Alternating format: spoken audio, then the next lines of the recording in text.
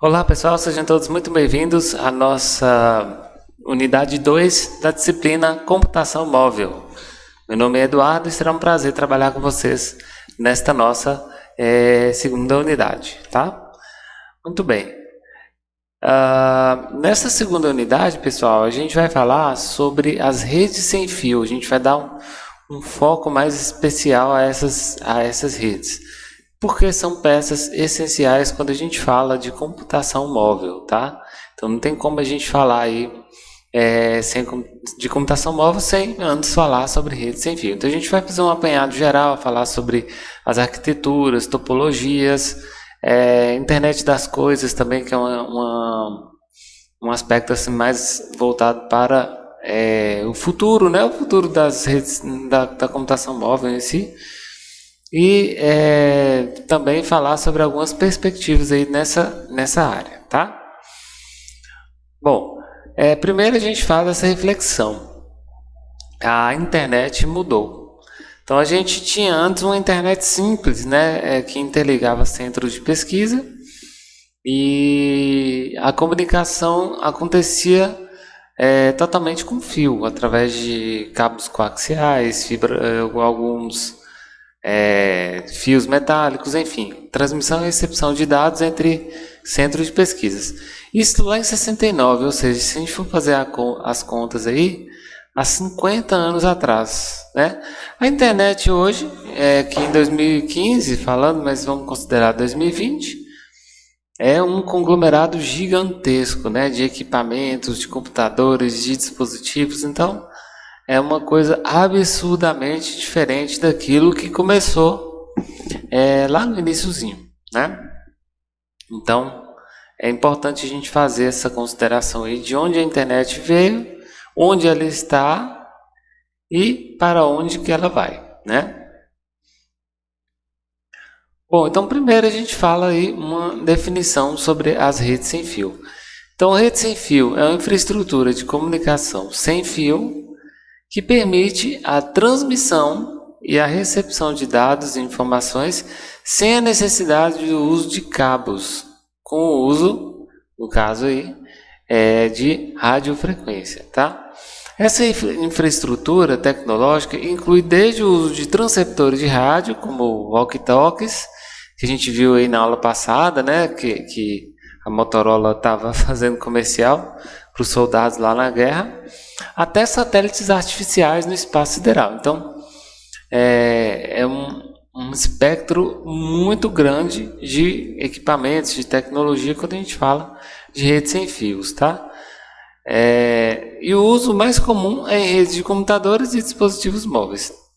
Então, se a gente parar para pensar aí, quando, por exemplo, a NASA lança uma sonda no espaço, e da gente pensar que aquela sonda está enviando dados para cá a milhares de quilômetros, é uma coisa bem interessante. Ao mesmo tempo, a gente pode considerar que a gente tem na palma da mão a possibilidade de conversar com qualquer pessoa praticamente em tempo real, em qualquer lugar do planeta, sem nenhuma utilização de fio, pelo menos no dispositivo que está na nossa mão, né? Porque a gente sabe que quando o sinal chega até a torre, vai para uma central de serviços, e essa central de serviços vai para uma central que é maior, e daí, entre lugares mais distantes, a transmissão é feita assim, com fio, né? Com fios de altíssima velocidade.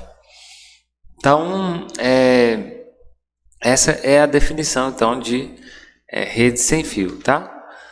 Então, por que wireless? Muitos já sabem, mas não custa a gente relembrar.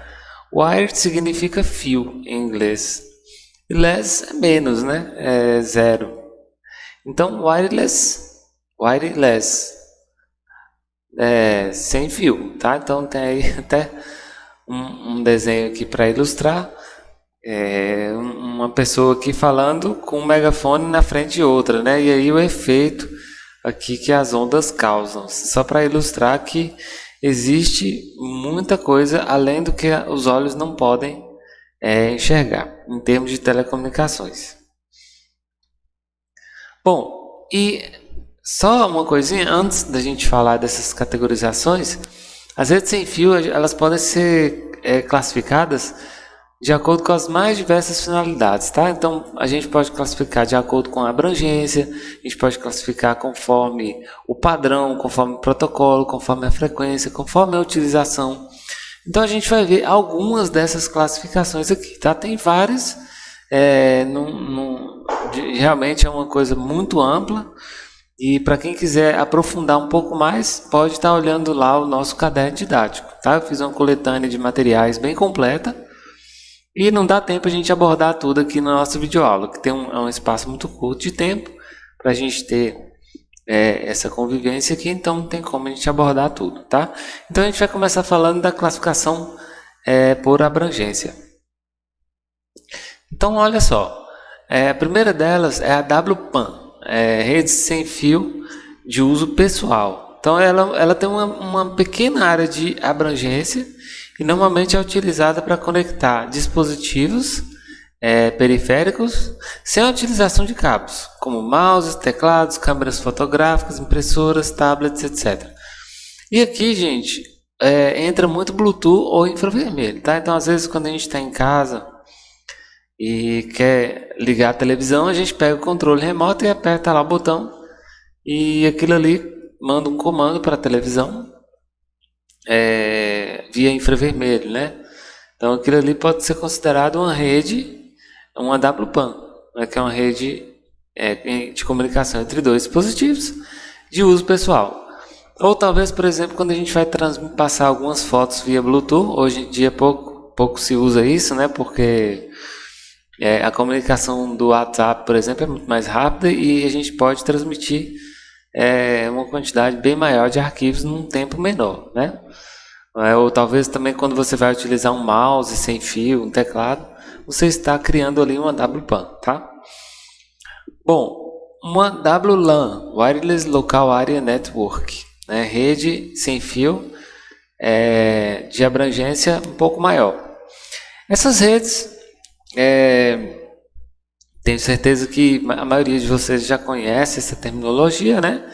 E é utilizada para criar uma pequena rede local para compartilhamento de internet e outros serviços de redes sem a utilização de fios, tá? Normalmente utiliza aí, que a gente até vai ver daqui a pouquinho, o padrão 802.11, tá? Então a WLAN é aquela rede onde a gente compartilha sinal de internet através de um roteador, através de um switch, né? No caso aqui vai ser especificamente roteador por transmissão sem fio, e para uso com abrangência pequena, de repente uma casa, um clube, um local de festas, um pequeno prédio. Então, WLAN, uma área um pouco maior do que aquela áreazinha pequenininha da WPAN, que a gente falou aqui agora há pouco, tá? Nós temos a WMAN, que é Wireless Metropolitan Area Network. Essa aqui já é uma abrangência bem maior, né? Ela costuma abranger uma cidade inteira, um raio de até 10 quilômetros. E no caso dessa abrangência aqui, tem se utilizado a tecnologia WiMAX. A gente vai falar um pouquinho sobre ela daqui a pouquinho. Então imagina só, imagina um Wi-Fi que funciona em toda a cidade, em todos os lugares da cidade. Então, você pode acessar o Wi-Fi de qualquer lugar sem acessar seu plano de dados, né? Essas são as WMAN, é uma rede de abrangência metropolitana, tá? Bom, e com abrangência maior ainda, a gente tem as Wireless Wide Area Network, as WWAN. Essas aqui já abrangem uma área intercontinental, sendo aí basicamente um conjunto de redes WLAN e WMAN, né? Junta as WMAN e as WLAN formam uma WWAN. E normalmente ela é utilizada aí na comunicação via satélite e na telefonia móvel, né?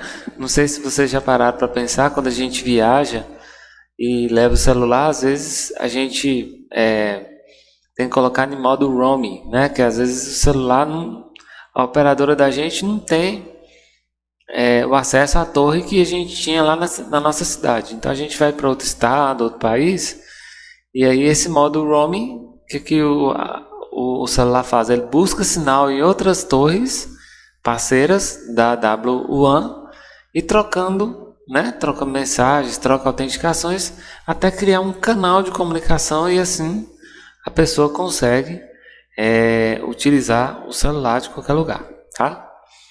Então, são aí as classificações das redes sem fio por abrangência. Agora a gente pode também classificar as redes sem fio por padrões. E quando a gente fala em padrões, não tem como a gente deixar de falar do IEEE ou simplesmente I3E. I3E porque são 3 E's aqui, né? Esse I3E significa Instituto de Engenheiros Eletricistas e Eletrônicos. É uma entidade internacional formada aí por profissionais da área de engenharia, né? E ela foi fundada nos Estados Unidos em 1963 e hoje essa entidade ela possui filiais praticamente no mundo inteiro, né? E ela é que cuida dos protocolos de padronização entre comunicação sem fio, com fio, entre dispositivos. Então, a I3E é que hoje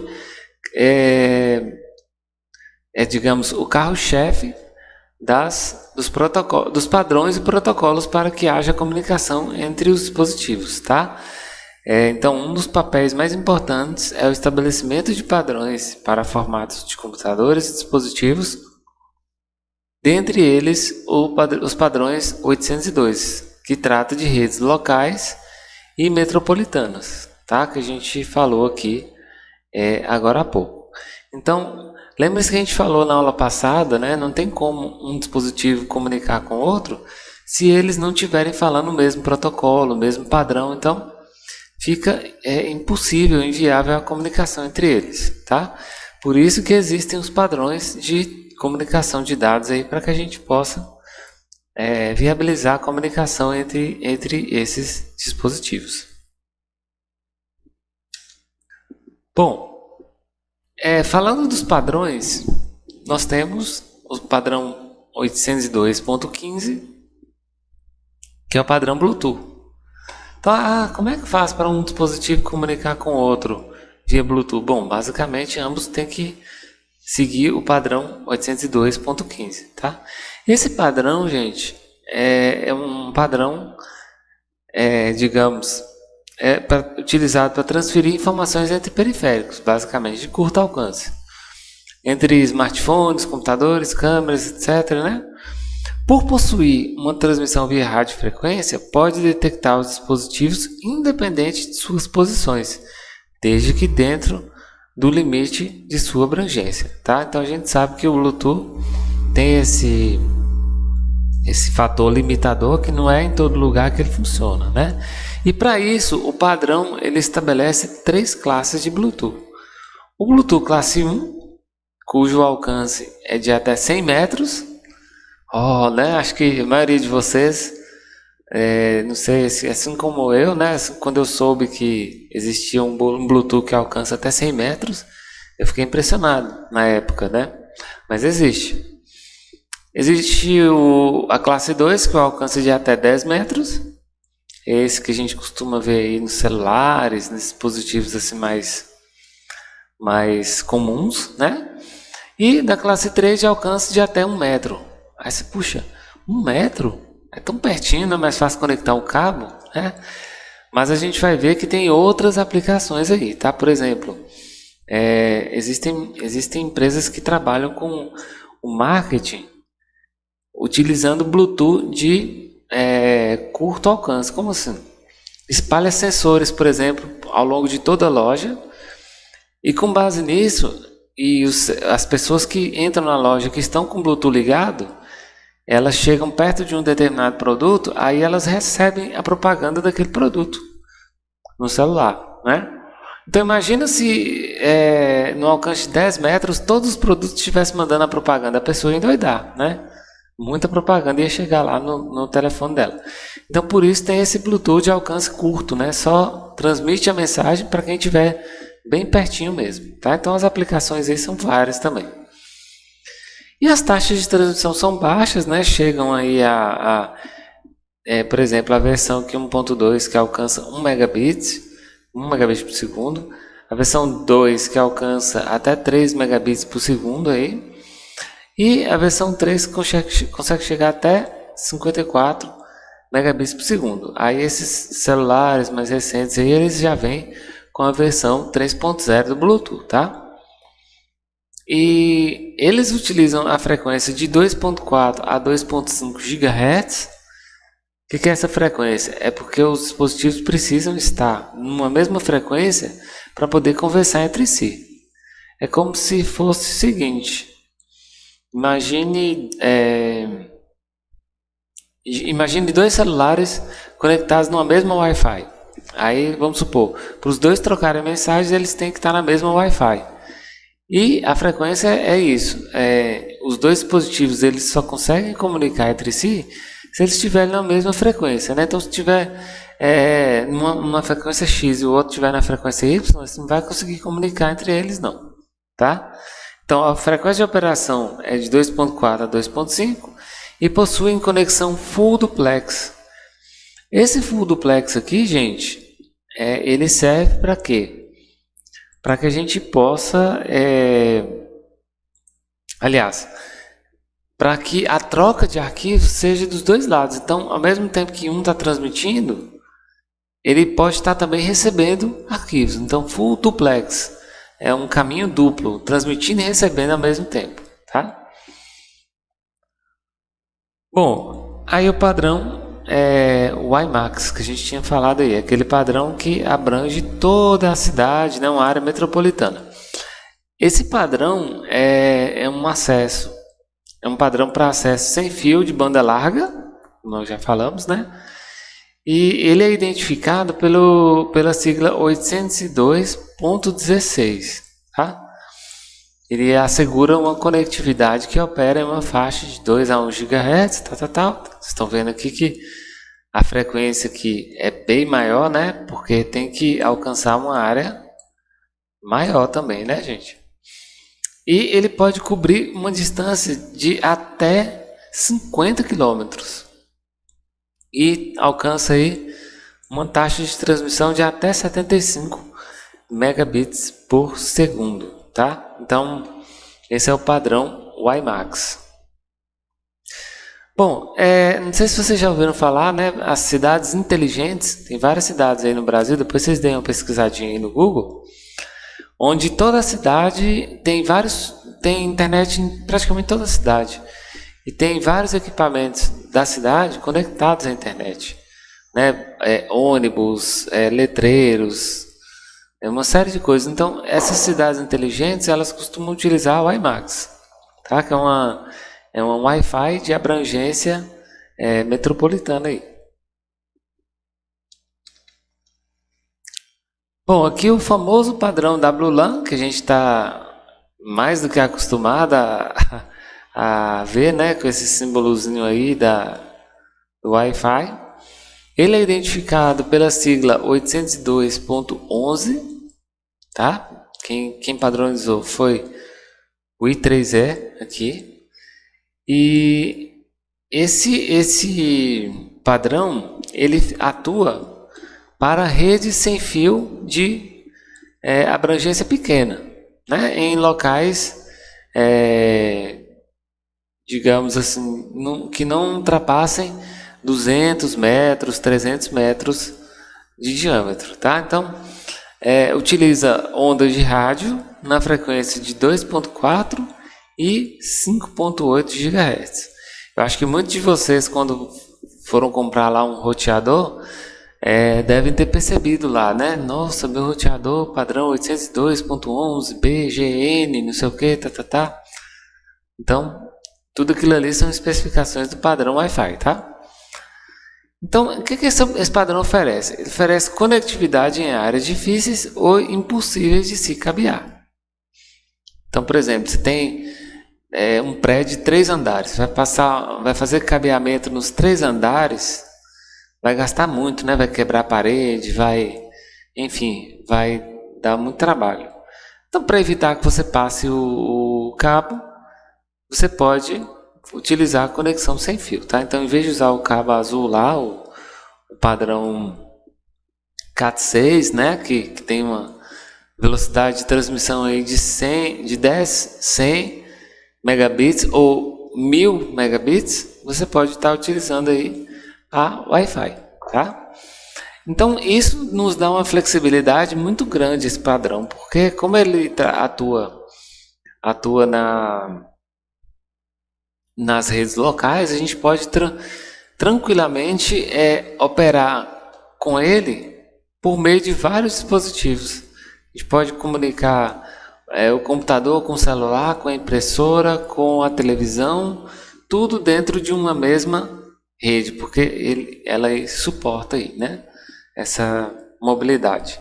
E também permite que aplicações e equipamentos móveis operem como se estivessem em redes cabeadas. Isso aqui é bem interessante porque se você já tiver uma rede cabeada no local, você pode tranquilamente chegar e utilizar a rede nesse padrão aqui, que você vai conseguir a comunicação entre os dispositivos que estão no cabo com os dispositivos que estão no wireless, né? Na parte sem fio, tá? Isso é muito útil.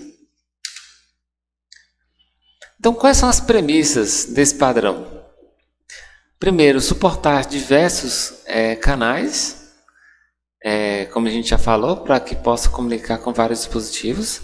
Segundo, sobrepor diversas redes na mesma área de canal, ou seja, imagina, eu estou usando Wi-Fi, mas eu não posso deixar meu sinal de Wi-Fi chegar na casa do vizinho, senão vai derrubar o sinal Wi-Fi da casa dele.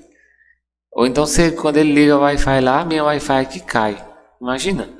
Então, ele foi feito para que haja a sobreposição de diversos canais de rede, justamente para que a gente possa utilizar várias Wi-Fis ao mesmo tempo, sem que uma possa interferir na outra, tá?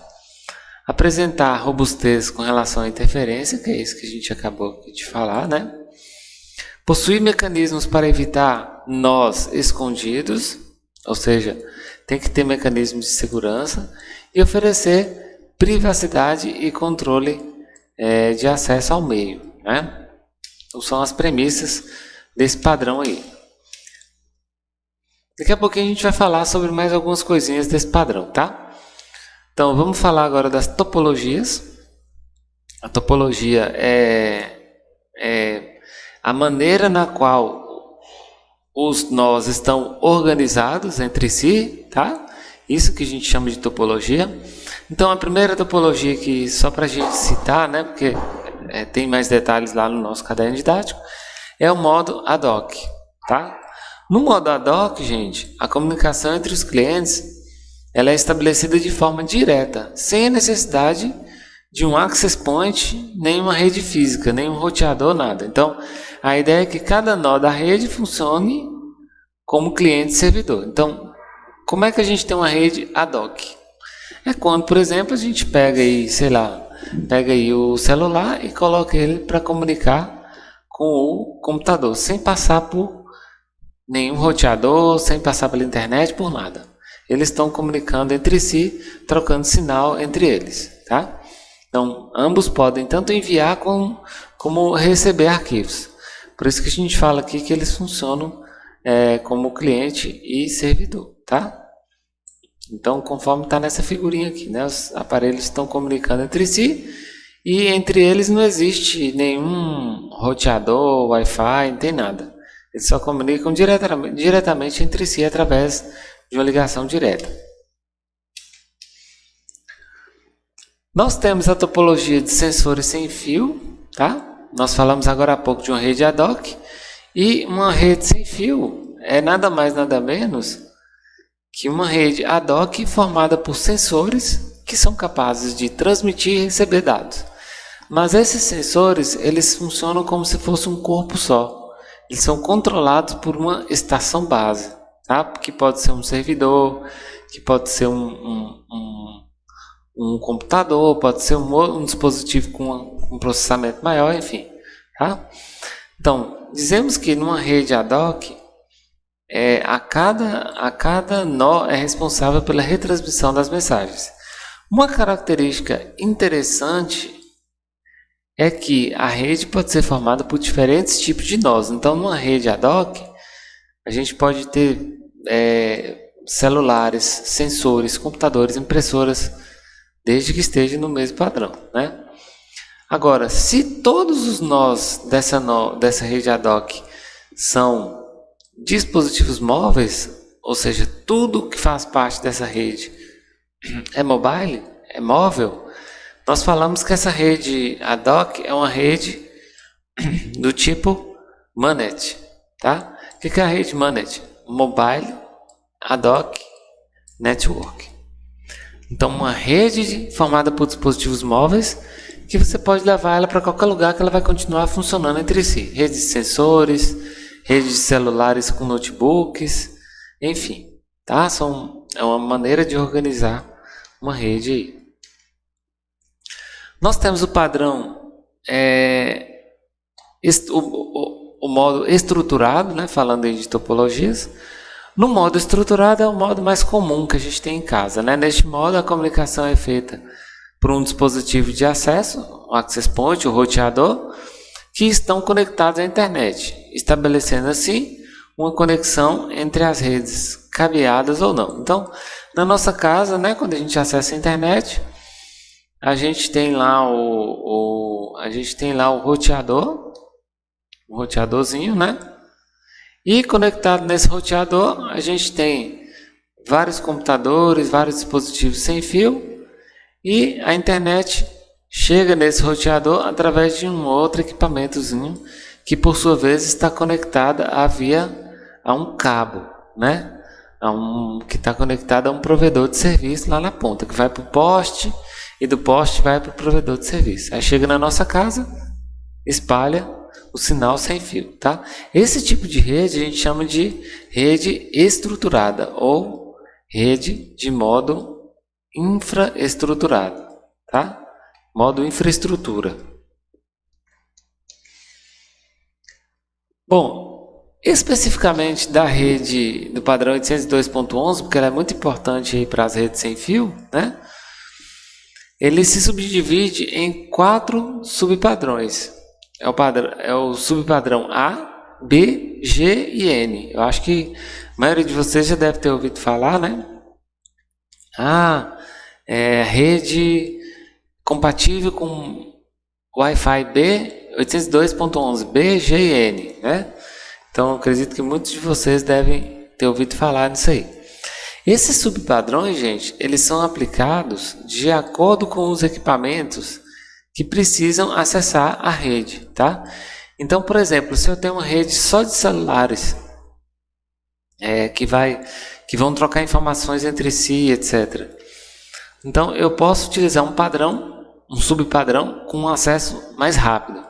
Agora, se no meio dessa rede eu tenho lá uns notebooks mais antigos, uns computadores mais velhos, tem uma plaquinha Wi-Fi mais antiga, então eu preciso usar um padrão que seja compatível também com os equipamentos mais antigos, porque senão a gente não vai conseguir fazer com que eles se comuniquem, tá? Então, vai depender da aplicação. Quanto maior que a letra do padrão, mais veloz vai ser a rede, tá? Padrão A, que é a mais devagarzinha, a primeira que surgiu, até o padrão N, que é hoje o mais rápido aí entre os subpadrões de Wi-Fi, né? Do modelo 802.11, tá? Então, rapidamente, só para a gente conhecer um pouquinho, o subpadrão A, ele trabalha numa velocidade de 54 megabits por segundo, na frequência 5.8 GHz aqui no Brasil, e ele é interessante que ele não tem tanta interferência, não sofre tanta interferência. Mas por ele ser mais antigo, ele é incompatível tanto com com o subpadrão 802.11b, quanto o 802.11g e o N também, tá? E ele faz a transmissão numa modulação em OFDM. Isso aqui é só para vocês conhecerem que é a maneira na qual a onda é transmitida pelo ar, né? O subpadrão B, que trabalha na velocidade de 11 megabits por segundo aí, e opera na frequência de 2.4. Então, para vocês verem, se a gente quiser trabalhar com equipamento com padrão A e o outro que só trabalha com padrão B, vai dar problema, porque eles já trabalham em frequências diferentes. Então, eles não vão conseguir conversar entre si, né? Esse modelo ele sofre alta interferência e ele está mais ligado assim, a redes mais curtinhas, né? Então, por exemplo, sinal de celular funciona nessa frequência, micro-ondas funciona nessa frequência também, né? Não sei se vocês já observaram, às vezes quando a gente vai, quando o seu micro-ondas está ligado e o telefone toca, às vezes faz um barulho diferente, né? Ou talvez quando você está ouvindo o som numa caixa de som, e aí o seu celular toca, começa a fazer uma interferênciazinha, né? Na caixinha de som ali. Então, interferência, né?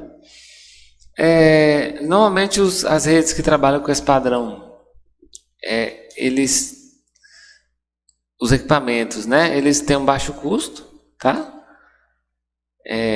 Seus dispositivos, e ele funciona num padrão que a gente chama de modulação em DSSS, Direct Sequence Spread Spectrum, DSSS.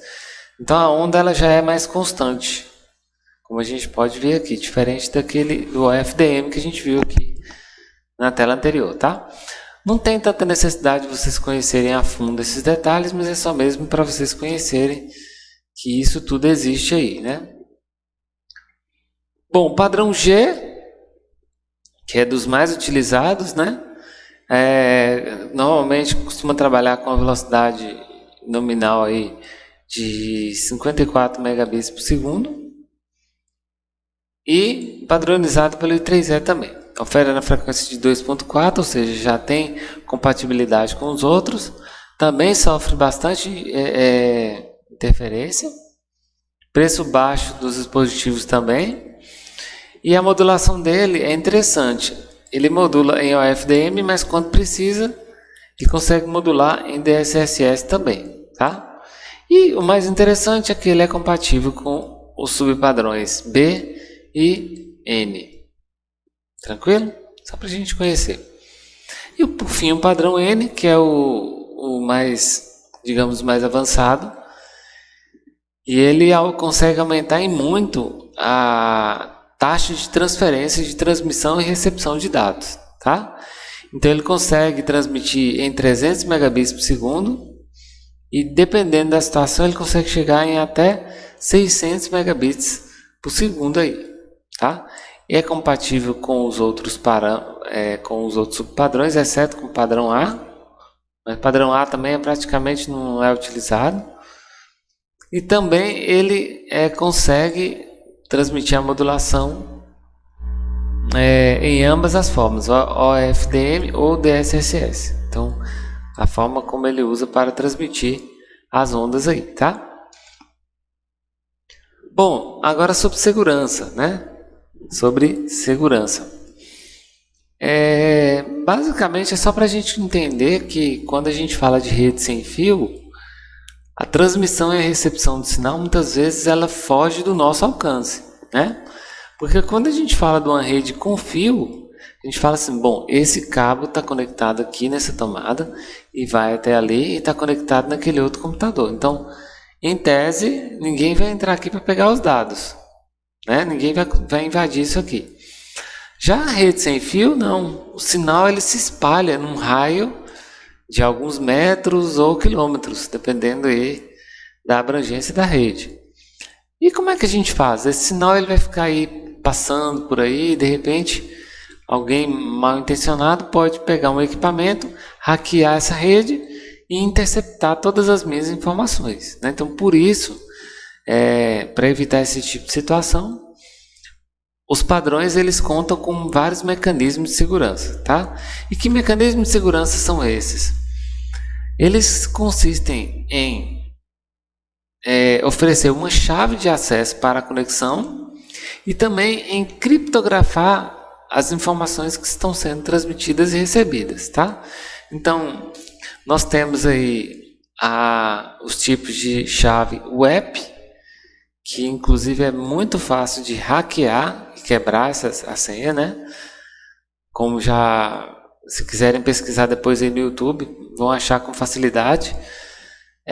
Temos o WPA, que é uma chave maior uma chave mais difícil de hackear, que usa um algoritmo chamado algoritmo RC4. E por fim, o WPA2, que já é um sistema que utiliza a chave variável e o algoritmo AES. Esse aqui já é bem mais seguro, bem mais difícil de hackear do que os outros, tá? Mas não torna impossível fazer o hackeamento das redes sem fio, justamente porque a gente não tem o controle de onde o sinal está passando, né? Ok. Bom, então essas foram algumas classificações das redes sem fio. Então a gente retoma a questão das redes móveis para dispositivos móveis, né? Nós falamos lá na aula passada que a conexão, por exemplo, 2G popularizou lá no início dos anos 90 e possibilitou, por exemplo, troca de mensagem de texto, né? Já aí a coisa toda evoluiu, a gente viu aí que normalmente é de 10 em 10 anos, né? Veio a conexão 3G no final da década de 90, início dos anos 2000, e possibilitou, além de troca de mensagem de texto, de voz, acesso à internet. E uma vez acessando a internet, nós temos um mundo de oportunidades, né? de formatos de arquivo, de multimídia, etc. Já em meados de 2008 e 2010, houve a popularização do sinal 4G. E aí é o que a gente tem hoje na maioria dos dispositivos móveis. Embora tenha cidades, tem lugares que ainda não tem o acesso a 3G, tá? Então, com a conexão 4G foi possível trabalhar bastante com vídeo, como vocês já sabem, percebem, justamente pela velocidade de transmissão e recepção de dados que ela permite. Então, revolucionou aí o acesso aos dispositivos móveis, às redes de computadores. Então, hoje em dia, a gente consegue, para quem tem uma conexão 4G razoável, você consegue fazer uma chamada de voz, consegue fazer uma chamada de vídeo, consegue fazer até uma live, né? Dependendo aí do sinal de internet, sem maiores problemas. Algo que seria inviável utilizando a conexão 3G, porque ela não tem capacidade de transmitir e receber uma quantidade muito grande de dados, que é quando a gente, por exemplo, transmite aí um vídeo, né? E por fim nós temos aí chegando a conexão 5G. A conexão 5G ela já permite em altíssima velocidade, está sendo implantada ainda, é lógico, mas ela permite aqui a troca de texto, né, arquivo de texto, mensagem de texto, acesso à internet, viabiliza a transmissão e recepção de vídeo em altíssima qualidade, Ultra HD, Full HD, vídeos 3D, etc. E também possibilita uma coisa muito interessante, que é a conexão de múltiplos dispositivos onde quer que a pessoa esteja. Por quê? Como a conexão vai estar online, a internet é de alta velocidade, então qualquer dispositivo pode entrar e não vamos ter maiores problemas com questão de velocidade de internet, etc. e tal, né? Então a 5G digamos, a grande revolução aí que vai nos possibilitar a implantação da internet das coisas, né, que a gente vai ver aí daqui a pouquinho, tá? Aliás, tem até um conceito que a gente costuma falar, que é a computação ubíqua. Computação ubíqua é a computação que está em todo lugar. Ubiquitous significa em todo lugar, né?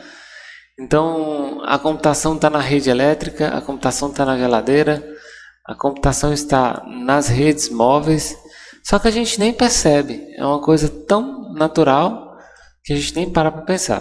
Como a energia elétrica é hoje, né? A gente não para pensar assim, nossa, a energia elétrica hoje está boa, né? A luz não caiu nenhuma vez. Ah, vou conectar meu celular aqui para carregar. Então a gente nem para pensar que tem um fornecimento de energia elétrica ali. Então a internet, a computação ubíqua, ela trabalha uma ideia nessa linha, né? É de que a gente alcance um nível que a internet e a tecnologia está no nosso meio sem a gente nem perceber, né, que ela está lá. Bom, então, para que a gente possa falar um pouquinho sobre as tecnologias 5G, eu vou passar para vocês aqui um vídeo, tá?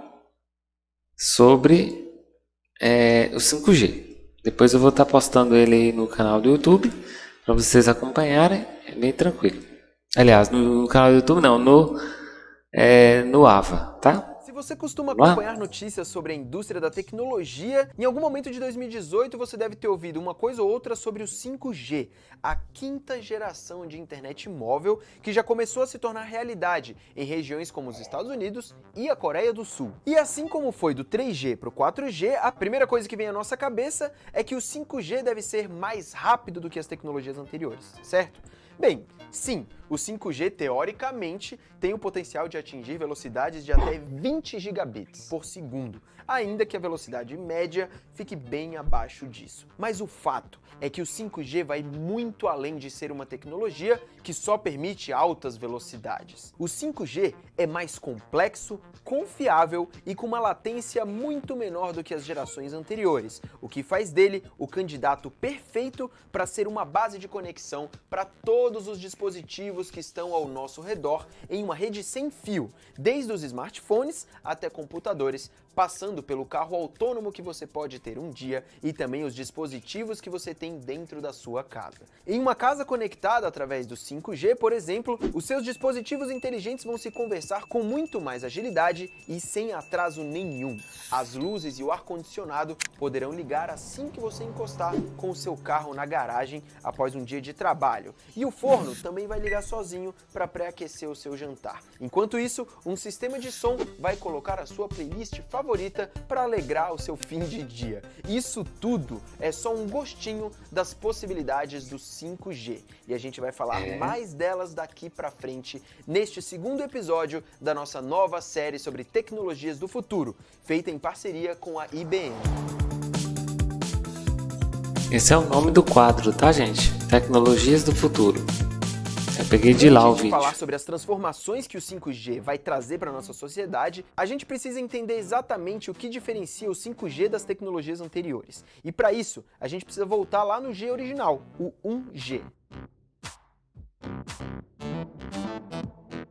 Em telecomunicações, cada geração de conectividade móvel é definida por uma série de mudanças, incluindo aí o desenvolvimento de uma tecnologia de transmissão não compatível com a geração anterior, maiores taxas de transmissão de dados e novas faixas de frequência. O 1G era a tecnologia celular clássica, a primeira geração de telecomunicação móvel, introduzida lá nos anos 80 para permitir a comunicação através de sinais analógicos de rádio. Nos anos 90 chegou o 2G, que permitia ligações digitais mais eficientes e introduziu, inclusive, as mensagens de texto, o SMS, e também alguns serviços de dados móveis, com uma velocidade máxima de 50 KB por segundo. Entre o final da década de 90 e o começo dos anos 2000, o 3G popularizou a ideia de acessar a internet por meio do celular, já que tinha velocidade de até 200 kbps por segundo. Até hoje, ela ainda é muito usada por milhões de pessoas ao redor do mundo. A tecnologia atual, o 4G, 5G começou a ser implementada há mais ou menos 10 anos e expandiu a ideia da internet móvel, chegando pela primeira vez a uma transmissão de gigabits por segundo. Já o 5G vai trazer uma série de evoluções em relação ao 4G. A mais óbvia, como a gente falou antes, é a velocidade. Por si só, ela já seria essencial para continuar o avanço tecnológico na nossa sociedade, que tem um consumo cada vez maior de dados por meio de coisas como o streaming de vídeo, o streaming de música e arquivos cada vez maiores e mais pesados, como vídeos em 4K a 60 frames por segundo. Mas outros dois fatores são tão importantes quanto a velocidade. A latência menor significa que os dispositivos ficarão mais responsivos. O tempo entre você fazer um comando e o efeito acontecer vai ser bem pequeno. Isso vai ser essencial para tornar realidade aquilo que a gente falou no primeiro episódio aqui do Tecnologias do Futuro, quando o tema eram os carros autônomos. Sensores e sistemas digitais desses carros geram gigabytes e mais gigabytes de dados durante uma operação. E a latência super baixa é importante para que vários veículos consigam se comunicar e trocar esses dados da forma mais rápida possível. Já a capacidade de sustentar mais dispositivos conectados de uma só vez é importante para resolver problemas de congestionamento de banda, que a gente conhece muito bem em ambientes lotados de pessoas e que vez ou outra o sumiço do sinal sempre acontece. Você que frequenta muito festival de música ou grandes convenções sabe do que eu tô falando. Hello? Hello? Phones, man. Além do caso dos smartphones, a gente também tem uma grande quantidade de sensores conectados para controlar a infraestrutura de uma cidade inteligente que pode vir a acontecer num futuro próximo, onde o monitoramento de problemas urbanos como trânsito, água, eletricidade, iluminação e segurança pública não podem ficar indisponíveis. E com vários dispositivos conectados informando sobre essa infraestrutura, nós teríamos uma cidade com menos problemas e soluções mais velozes. Mas afinal, onde estamos atualmente com o 5G?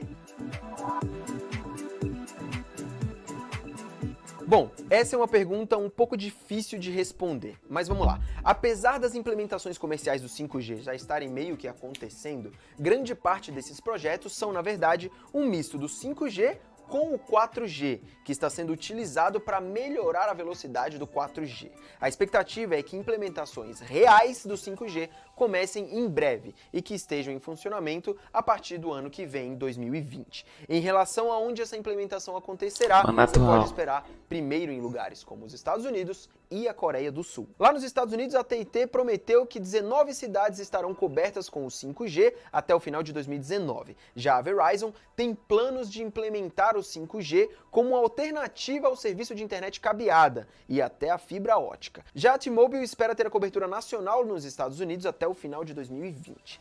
Quanto aos dispositivos, a expectativa é que marcas como a OnePlus, a ZTE, Oppo, Vivo e Xiaomi lancem seus primeiros produtos 5G ainda esse ano. A Motorola, inclusive, já anunciou uma modificação para o Moto Z3 que torna ele um dispositivo 5G. O iPhone, por sua vez, deve ficar só para 2020. No Brasil, a discussão sobre o 5G ainda está engatinhando.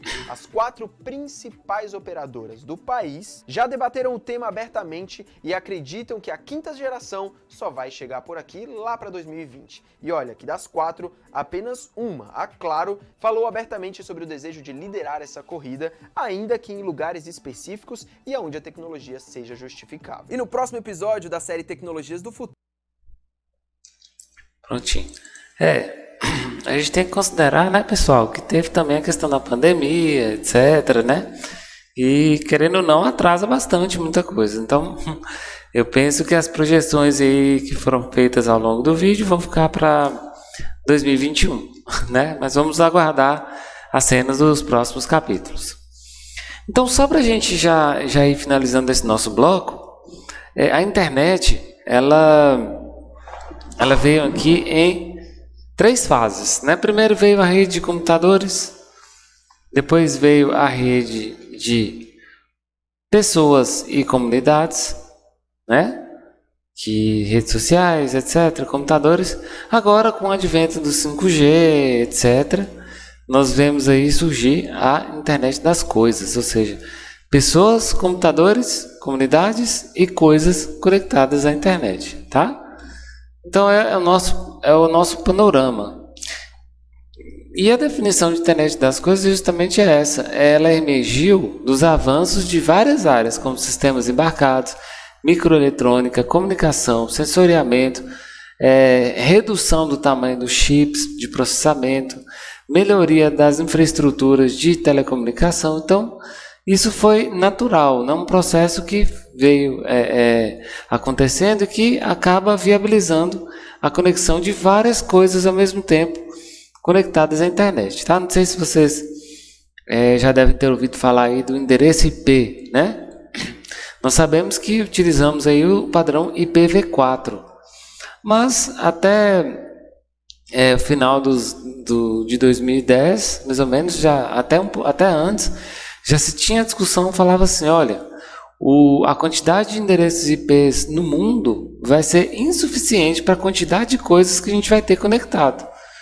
Então daí surgiu a ideia de fazer um novo protocolo IP chamado IPv6. Esse sim tem uma quantidade muito maior de endereços que podem ser utilizados na rede mundial de computadores, tá? Então nós temos aqui no desenho, né, locomotiva, carro, avião, máquina de lavar, enfim, micro-ondas, né? Periféricos, uma série de dispositivos aqui, tudo conectado numa única rede para facilitar o intercâmbio de informações e, como foi dito no vídeo, diminuir a latência e aumentando a velocidade de resposta entre a comunicação dos dispositivos, tá? E o panorama é esse, já está acontecendo, né? Que em 2020, né, a gente já tem aí, já temos até, né, 4 bilhões de pessoas conectadas, 4 trilhões de dólares de movimentação em negócio só nessa área, né, mais de 25 milhões de aplicativos disponíveis. Esse dado que é o dado mais interessante, mais de 25 bilhões de dispositivos e sistemas inteligentes conectados e a produção de mais de 50 trilhões de gigabytes de dados. Isso só em 2020, gente. Então é uma quantidade absurda, né? Se vocês terem ideia, por minuto no YouTube são feitas uploads de dezenas de horas, né? Acho que, se não me engano, 80 horas por minuto é colocada no YouTube a todo instante, né? Então, ou é por segundo, não tenho certeza, mas é uma quantidade absurda. Nós hoje produzimos tanto dado que nós não temos condição nem de guardar. A gente não sabe onde guardar. Os dispositivos de armazenamento ainda não acompanharam a capacidade de produção de dados da nossa sociedade, tá? Pra vocês terem ideia, aquele projeto na Europa, o LHC, que é aquele colisor de átomos, né? A cada aceleração ali das partículas para ver o choque, é produzida uma quantidade de dados tão grande através dos sensores, né?